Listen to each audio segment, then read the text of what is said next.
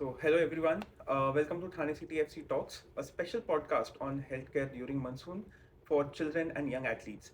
Today we have Dr. Sandeep Kelkar with us, who is the director of Department of Pediatrics at MRR Children's Hospital, and we are shooting this here itself at MRR Children's Hospital. Dr. Sandeep Kelkar has 3 decades of experience in pediatrics.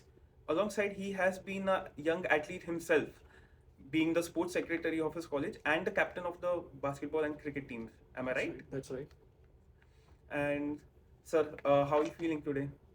Yeah, it's great. It's actually very exciting to have this podcast and on this important topic of health during monsoon season, especially for sportsmen, because I have been a sportsman myself. And you require a lot of things about awareness and how you manage your mind and body during monsoon season. So it's very important and valuable actually. So let's dive right into it. Going ahead with the first question, doctor. What are some common health issues that young athletes and football players might face during monsoon season itself? Yeah, after the scorching sunny summer, we normally welcome monsoon. But with monsoon comes a lot of other things also, and not only for sportsmen but generally for all children and adolescents, the health issues increase. There are sicknesses. So mainly there are 4 or 5 kinds of things which increase, especially for sportsmen and in football play. First is about infections, because of there are more viral infections which are occurring, like viral, there is contamination of water, so viral gastroenteritis is very common during this monsoon season. Then there are respiratory illnesses which happen related to allergy and asthma. There are those who are prone for allergic conditions can have respiratory breathing problems and asthma which is aggravated. Then in infections, because of breeding of mosquito, there are illnesses like infections like dengue fever, malaria, chikungunya, which are seen commonly. Because in football play, you have to play in a wet surface, so infections like leptospira are also common, which are very lethal also. Then there are other skin conditions which are common because of humidity and dampness in the environment. And of course, there are illnesses related to injuries. Injuries are which are common in, especially in football contact sport, where you can have falls and slippery ground, Yes. and then you can have sprains, strains, and fractures and all those things. So injuries are very common. And another very important thing is there can be affection of mental health during sports. During Yes. monsoon period, because you are away from the you are more isolated, socialization is less, and of course we promote going to play in the on the ground even in monsoon season, so that they have contact with social contact with other peer group, as well as they play in rains. Actually, that's very good for them, it's not bad for them.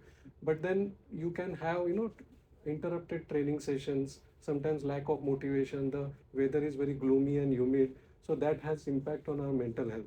So all those things can also get affected during monsoon season. So I think these are all physical, mental, all those things can get, because basically as a health we can see it's 4 dimensional. So we have to see physical well-being also, mental well-being also, social well-being. All those can get affected in monsoon season. And like the joy of playing football in rains, is amazing. I think so. We all have experienced that, playing on a muddy ground in like rain, an amazing experience, unlike anything else. Just want to get into just like how does this monsoon season specifically contribute in these health problems for young athletes? Yeah, especially in monsoon season, there are some changes happening in the environment. First is there is rise in humidity and dampness. That can, that is a very good medium for breeding of bacteria, parasites, and so skin lesions, skin conditions like fungal infections are more during monsoon season. Then there is stagnation of water many a times. The children are playing in the water and there is stagnated water and mosquito breeding is there. So mosquito bites, and then mosquito bite related illnesses like I said dengue, malaria, those are very common because of that. Then there is because of slippery ground, of course injuries are more during this monsoon season. And there is otherwise change in temperature, the food sometimes, the water and the food is contaminated if they're eating outside, and taking water from outside may be contaminated, so Hmm. that can pose a problem to health, because of infections are very common because of contamination. So these are, few of things which are particularly essentially, are specifically related to monsoon season. Hmm. And of course, because of humidity, change of temperature, and generally, that dampness which is there, they are prone for certain respiratory illnesses also, because they are, the immunity, local immunity goes down, so they are prone for allergic problems, as well as local infections of chest, and bronchitis and asthma, all those can get also aggravated. Fair, fair, fair, fair. And is there anything a particular age group that needs to take more care or precaution, or are more vulnerable, during monsoons? Yeah, absolutely. So especially younger age group, Hmm. below 10 years, they have to take care, because their awareness is less about, personal hygiene, and when they are playing in the rains, and actually playing in, outdoor activity, they can come in contact with water which is contaminated, and then there are, less of personal hygiene which is there many times in younger kids. Their immunity level is, as compared to, older kids, it's lesser, so they are more prone for that, even that, because of that. And then in children, when they are playing, many times it happens that, the injuries are also little more in them, because they don't have control over their body as Hmm. much as, older kids have. Yeah. So the falls are more in cases of children, but that doesn't mean that they should not play. Yeah. Then I think parents should encourage children below 10 years, especially below 10 years, to play in the rain, especially the contact sports like football, because that's essential for their mental as well as physical well-being. So just wanted to, just on the immunity aspect. So any tips or anything that parents can do so that their children have a better level of immunity during the monsoon season itself? Yeah, absolutely. Basically, the nutrition in the diet is very important during monsoon season, because if the child is taking good amount of vegetable fruits, which contain a lot of antioxidants and minerals, and the nutrients which are required, that will improve the immunity levels in a child. Of course, apart from, nutrition, they have to take care of their hygiene also.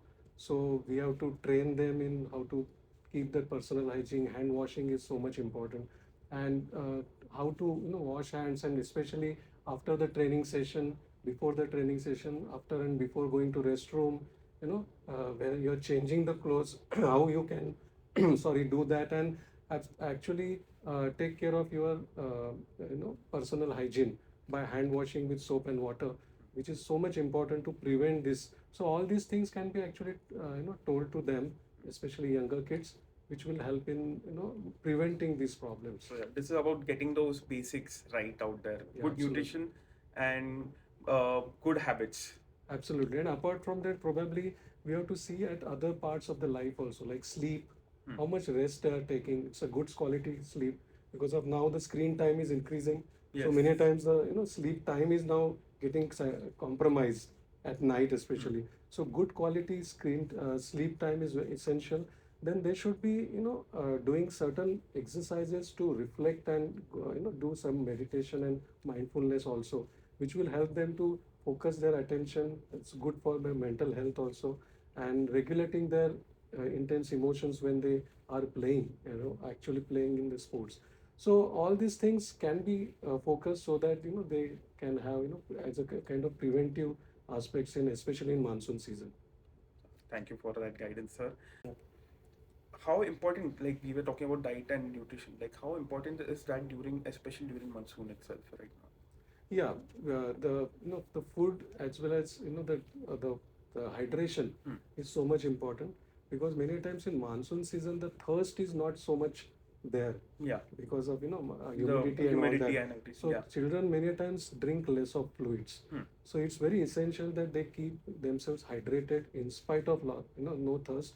They have to keep on drinking water, liquids more, even coconut water and all those things which are really rich in electrolytes. They can be taken, So that hydration is important, and of course food, special precautions have to be taken, that they should be boiled, properly cooked, semi cooked or outside food should be avoided. The food which is there outside, open foods items and junk food, of course we don't advocate that, definitely. But healthy food which is cooked properly should be taken, so there is less of contamination, less of chances of illnesses and sicknesses because of infections. And any specific foods that you need to avoid during monsoon, or should add into your diet, so that you can balance that nutrition? Yeah, the food should be rich in minerals, vitamins, vitamin C, especially zinc, because that will improve the immunity levels. And fruits and vegetables and legumes, and even plant-based proteins, as well as eggs. All there are very rich in all these minerals and vitamins. So they should be taken more during a monsoon season by all children, especially those who are playing sports, because they require more of energy, they require more of immunity to fight off, because they are playing outside in the open. And it's for overall well-being also, this healthy diet is essential. And what not to take, what not to eat is, those, of course, junk food, which has got a lot of other chemicals, artificial Yes. flavors, all that should be avoided forever, actually, in children. Once in a while is fine, but then that should be avoided. Aerated drinks, Yes. those cold drinks and Coke and all those should be totally avoided. It's high sugar, and it's not good for the health, because that sugar ultimately is going to have impact as they grow up to teenager. They can have many lifestyle diseases which we call as non-communicable Yes. diseases Yes. as they grow up. So all these things should be avoided in children, especially in monsoon, so that they can keep their overall well-being and physical well-being at a optimal level. So yeah, so jumping into the symptoms right now, what are the early symptoms of common illnesses that young athletes and their parents should be aware of? When we are talking about infections, especially in monsoon season, the most common infections are, as I said, gastroenteritis, malaria, dengue. So any signs where there are, fever, which is very high grade, with lot of body ache, headache, at that time the parents have to be very careful. If the fever is there for more than 2 to 3 days and it's increasing in trend, then immediately showing the doctor, pediatrician is essential. And of course, the signs of gastroenteritis, like loose motions, vomiting, if the child is showing certain red flags, are very important. Those who, where immediate attention of a pediatrician is necessary, where the child is lethargic, not active when there is no fever, because generally in fever they are less active. But then when the fever goes down, the child should be active. So if the child is not playful and not active during interfebrile period, that is a sign where immediate attention is necessary. If the child is showing difficulty in breathing, vomiting continuously, loose motions are also very large and persistent, there is not, child is not taking orally anything, so at that time we require immediate attention in the hospital, actually, and the pediatrician has to be contacted. And when there is fever which is not responding to medicines, and there is change in sensorium of the, those are all real red flags where immediate attention is necessary. So all these, I think, are signs where immediate attention is necessary. But then early, if we pick up those signs, when there is fever, when there is cough, and show the doctor, instead of giving home remedies, then it is better that somebody, some expert sees the child, is so much important. And when we talk about all these illnesses, I think prevention is most important. So I think vaccination, immunizing the kids for all these monsoon related illnesses is very important. So especially we advocate certain vaccines, like flu vaccines, which are flu, and all these viral infections are very common. So flu vaccine, some vaccines which are related to other illnesses which are common in monsoon should be taken. If they are not taken in the earlier period of the life, they need to be taken to prevent, means when they are prone for injuries. I think tetanus vaccine, if they are not taken, then that is, we advocate Yeah. TT, TT and DTaP is nowadays available, which has to be given if they are not primarily immunized in the earlier childhood. So all these vaccination also will prevent problems. So these are, I mean, basic things which we need to do. Okay. And so some going into like the first aid and home remedies itself. So what first aid measures and home remedies can be used to provide initial relief from these ailments, like cold, flu, stomach infections?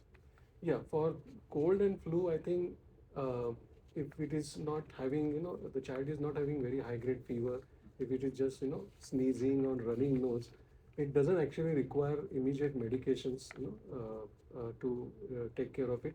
But then certain anti-allergic medicines can be taken with the doctor's advice, of course.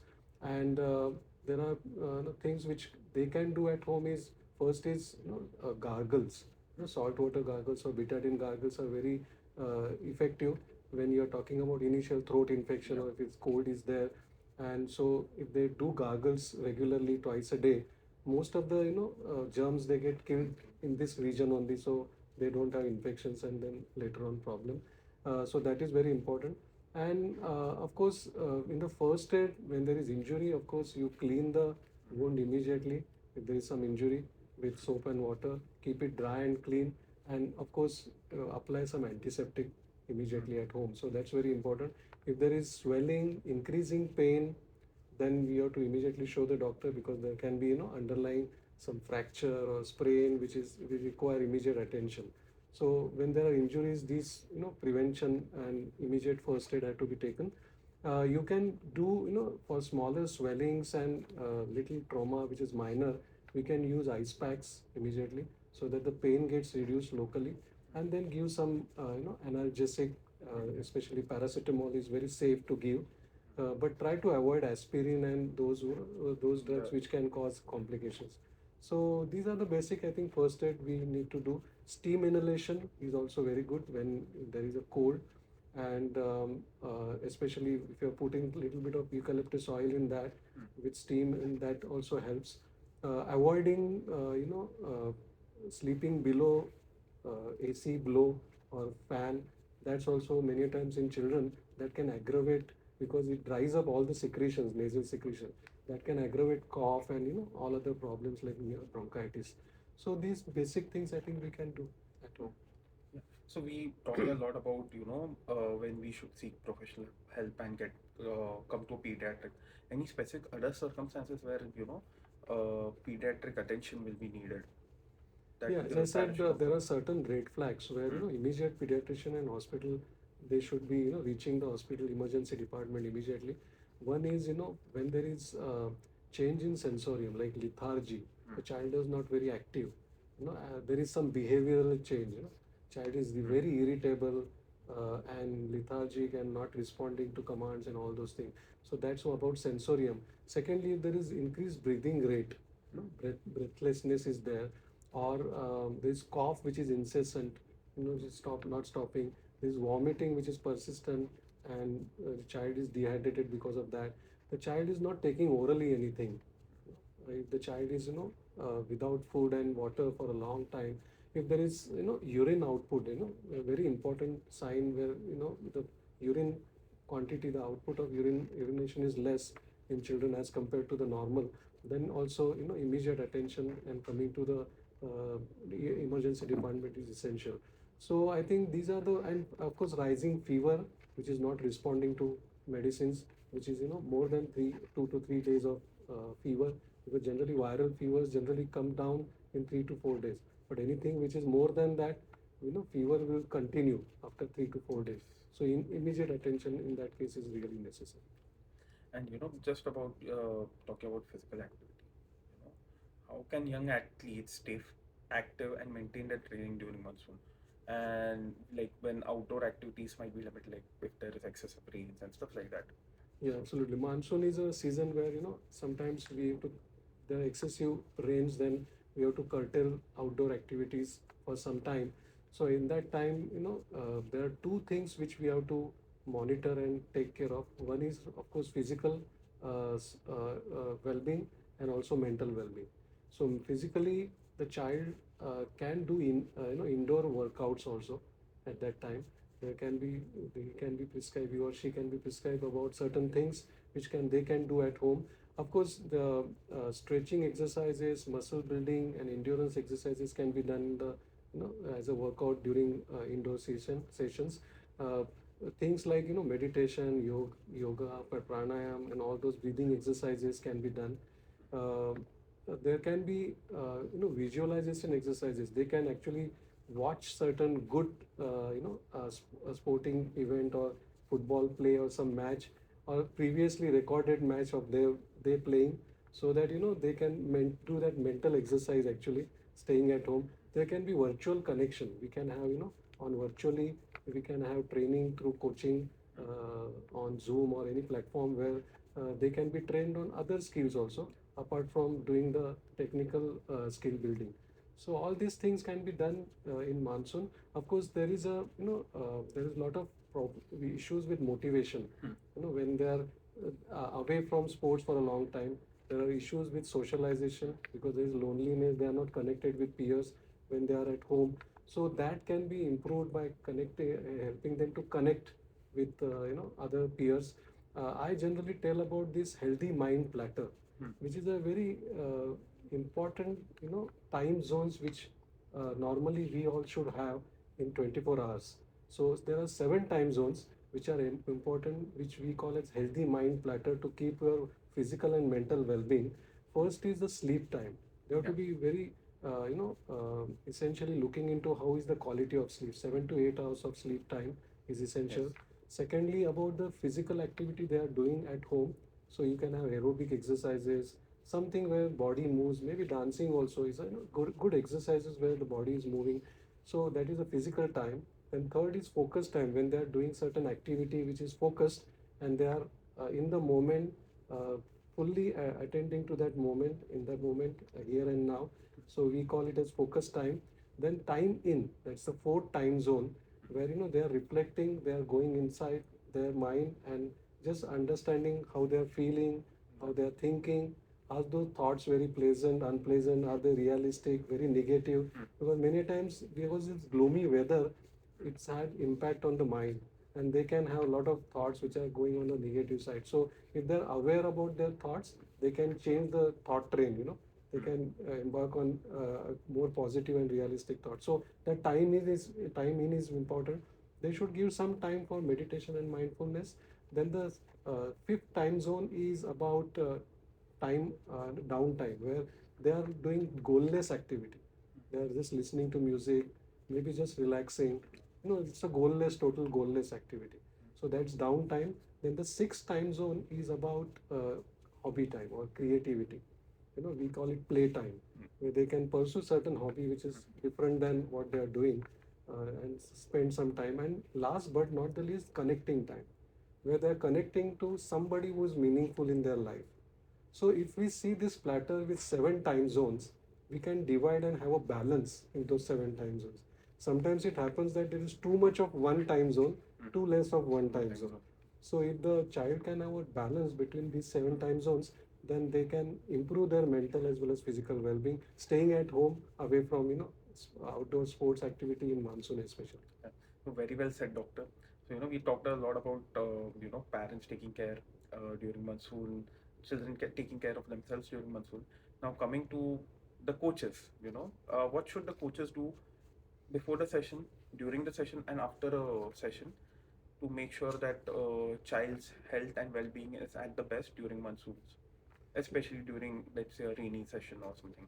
Yeah, absolutely. When they are at the outdoor sports like football, of course, before the actual session starts, we I always advocate warming up before it starts, because there is muscles are not so active at that time. So warming up, and after that, there are certain precautions we need to take to prevent all those injuries as well as illnesses. Is first of all, the whatever gears they are, the footwears they are using, they should be properly fitting. There should be because there is slippery ground, so they have to be very mindful about when they are running, and they have to be really focused in what they are doing, because that helps in preventing injuries many a times. And and of course, post session, because there is a lot of sweating, and many times they get wet, because of rains. The cloth changing is essential immediately after the session. Of course, hand washing has to be there, personal hygiene, which they should not share anything, with others, their personal gadgets or anything, especially during monsoon season. And when they go back, after going off shower, taking shower, frequently, maybe after the session is over, is very essential for their personal hygiene and to prevent illnesses. And of course, they should be keeping the clothes wet anytime. They should be not be soaked. They should be dry and clean, so that they can prevent fungal infections and skin related issues in them, especially in monsoon season. Thank you, Dr. Sandeep Kelkar, for your wisdom and your guidance for parents, coaches, as well as young athletes. And thank you to MRR Children's Hospital who helped us host this podcast. This was our first edition of our special podcast, Thane City FC Talks, at MRR Children's Hospital, and this was specially about monsoon, health in monsoon. And if you like this podcast, please do like, share, and subscribe. And if you need any other episodes about well-being of children, young athletes, do let us know, and we'll come back with a new one soon.